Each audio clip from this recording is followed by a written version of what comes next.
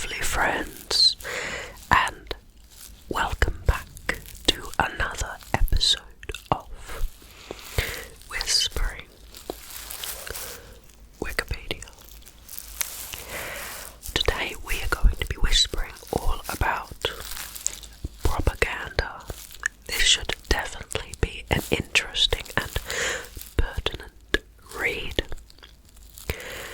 Before we begin, I'd like to say the reason I make these videos is to help you relax, to be a sleep aid, or to help you not feel alone and know that you're here with me and we're sitting and chilling out and learning about a new topic together. Okay, well, if you have something you want me to whisper about, it can be anything, please leave it in the comment section below. I love hearing from you and I love seeing all of your interesting suggestions. Now, before we begin, I'd like to invite you to get comfortable in a position that isn't strenuous in any way.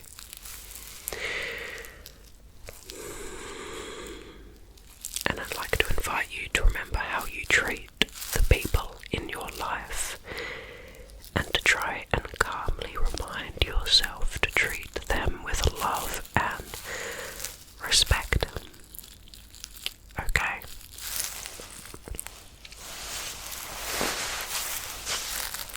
Propaganda. Propaganda is a communication that is primarily used to influence an audience and further an agenda, which may not be objective and may be selectively presenting facts to encourage a particular synthesis or perception, or using loaded language to produce an emotional rather than a rational response to the information that is being presented. Propaganda is often associated with material which is prepared by governments, but activist groups, companies, religious organizations, the media, and individuals also produce propaganda. In the 20th century, the term propaganda was often associated with a manipulative approach, but historically propaganda has been a neutral, descriptive term. Interesting. I've always thought about the term propaganda to mean they're manipulating you. But it's interesting to think that people just use the term propaganda to mean like a message to convey a point in the past. Fascinating. A wide range of materials and media are used for conveying propaganda messages, which changed as new technologies were invented, including paintings, cartoons, posters, pamphlets, films, radio shows, TV shows, and websites. More recently, the digital age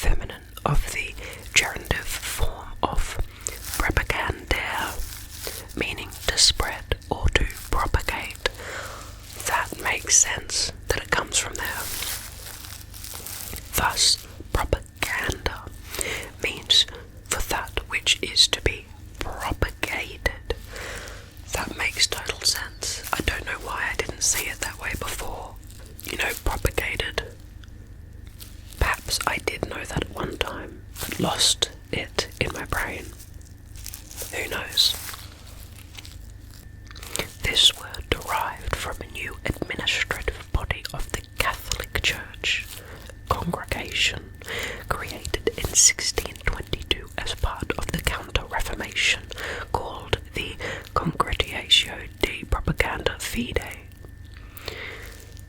Congregation for Propagating the Faith, or informally simply propaganda. Its activity was aimed at propagating the Catholic faith in non-Catholic countries.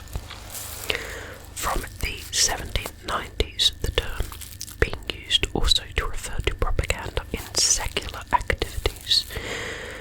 The term began taking a pejorative or negative connotation in the mid-19th century when it was used in the political sphere. What is the actual definition of propaganda?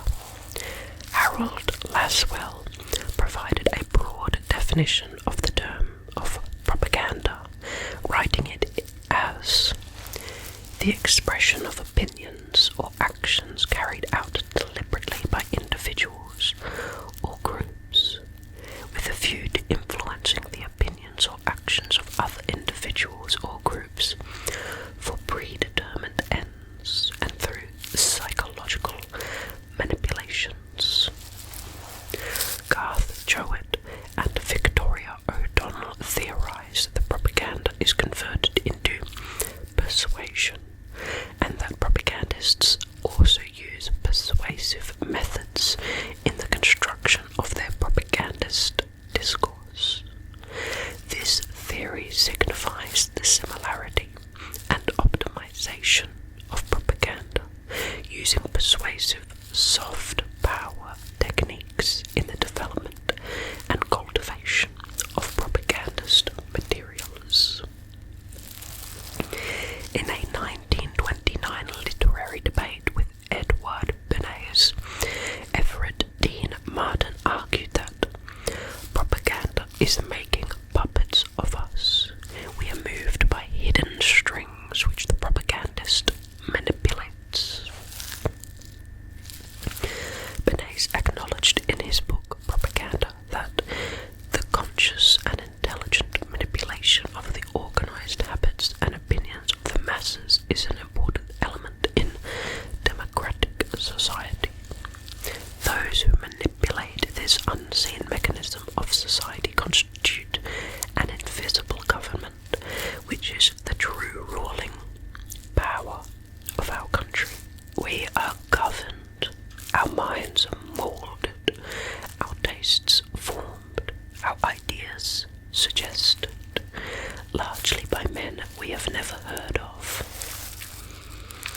A little bit of a disturbing quote. Primitive forms of propaganda have been a human activity as far back as reliable recorded evidence exists. The Behistun inscription in 515 BC, detailing the rise of Darius I to the Persian throne, is viewed by most historians as an early example of propaganda. Another striking example of propaganda during ancient history is the last Roman civil wars, during which Octavian and Mark Antony blamed each other for obscure and degrading origins, cruelty, cowardice, oratorical and literary incompetencies, debaucheries, luxury, drunkenness, and other slanders. This defamation took the form of eutypu, which is the Roman rhetorical genre of the invective, which was decisive for shaping the Roman public opinion at the time. Another early example of propaganda was from Genghis Khan. The emperor would send some of his men ahead of his army to spread out rumours to the enemy. In most cases, his army was actually smaller than some of his opponents. Interesting, that's really random. Propaganda during the Reformation, helped by the spread of the printing press throughout Europe and Germany caused new ideas, thoughts, and doctrine to be made available to the public in ways that have never been seen before in the 16th century. During the era of the American Revolution, the American colonies had a flourishing network of newspapers and printers who specialized in the topic on behalf of the patriots and to a lesser extent on behalf of the loyalists. Academic Barbara Diggs Brown concedes that the negative connotations of the term propaganda are associated with the earlier social and political transformations that occurred during the French Revolutionary period movement of 1789 and 1799, between the start and the middle portion of the 19th century, in a time where the word started to be used in a non-clerical and political context. The first large-scale and organised propagation of government propaganda was occasioned by the outbreak of the First World War in 1914. After the defeat of Germany, military officials such as General Erich Ludendorff suggested that British propaganda had been instrumental in their defeat, believing that it had become a primary cause of the collapse of morale and revolts in the German home front and the navy in 1918. In Mein Kampf, 1925, that's Hitler's book, Hitler expounded his theory of propaganda, which provided a powerful base for his rise to power. In 1933, historian Robert Enser explained that Hitler puts no limit on what can be done by propaganda. People will believe anything, provided they are told it often enough and emphatically enough, and that contradictors are either silenced or smothered in calumny. This was to be true in Germany, and backed up with their army making it difficult to allow for other propaganda to flow in. Most propaganda in Nazi Germany was produced by the Ministry of Public Enlightenment and Propaganda under Joseph Goebbels. That name is really 1984, if you've read 1984. Goebbels mentions propaganda as a way to see through the masses. Symbols are often used towards propaganda such as justice, liberty, and one's devotion to one's country. World War II saw the continued use of propaganda as a weapon of war, building on the experience of World War I by Goebbels and the British Political Warfare Executive, as well as the United States Office of War Information. In the early 20th century, the invention of motion pictures, as in movies, diafilms, gave propaganda creators a powerful tool for advancing political and military interests when it came to reaching a broad segment of the population and creating consent or encouraging rejection of the real or imagined enemy. In the years following the October Revolution of 1917, the Soviet government sponsored the Russian film industry with the purpose of making propaganda films. In World War II, Nazi filmmakers produced highly emotional films to create a popular support for occupying the Sudetenland and attacking Poland. The 1930s and 40s, which saw the rise of totalitarian states and the Second World War, are arguably the golden age of propaganda.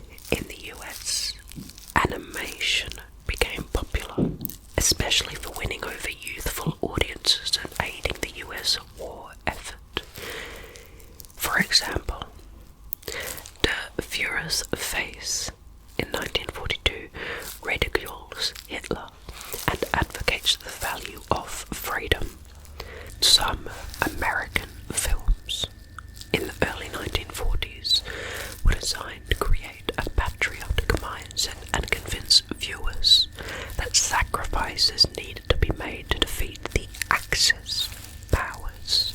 Others were intended to help Americans understand their allies in general, as in the films like Know Your Ally, Britain, and Our Greek Allies. Apart from its war films, Hollywood did its part to boost American morale in a film intended to show how stars of stage and screen who remained on the home front were doing their part, not just in their labours, but also understanding that a variety of peoples worked together against the Axis menace. E.g., Stage Door Canteen features one segment meant to dispel Americans' mistrust of the Soviets, and another to dispel their bigotry against the Chinese. Polish filmmakers in Great Britain created the anti-Nazi colour film Calling Mr. Smith, about Nazi crimes in German-occupied Europe, about the lies of Nazi propaganda. The West and Soviet Union both used propaganda extensively during the Cold War. Both sides used film, television, and radio programming to influence their own citizens, each other, and third world nations. George Orwell's contemporaneous novels Animal Farm and 1984, both of which I've read completely, cover to cover on this channel, portray the use of propaganda in fictional dystopian societies. During the Cuban Revolution, Fidel Castro stressed the importance of propaganda. Propaganda was used extensively by communist forces in the Vietnam War as a means of controlling people's opinions. During the Yugoslav wars, propaganda was used as a military strategy by governments of Federal Republic of Yugoslavia and Croatia. Propaganda was used to create fear and hatred, and particularly to incite the Serbian population against the other ethnicities, the Bosniaks, Kurds, Albanians, and other non-Serbians. Serbian media made a great effort in justifying, revising, or denying mass war crimes committed by Serbian forces during these wars.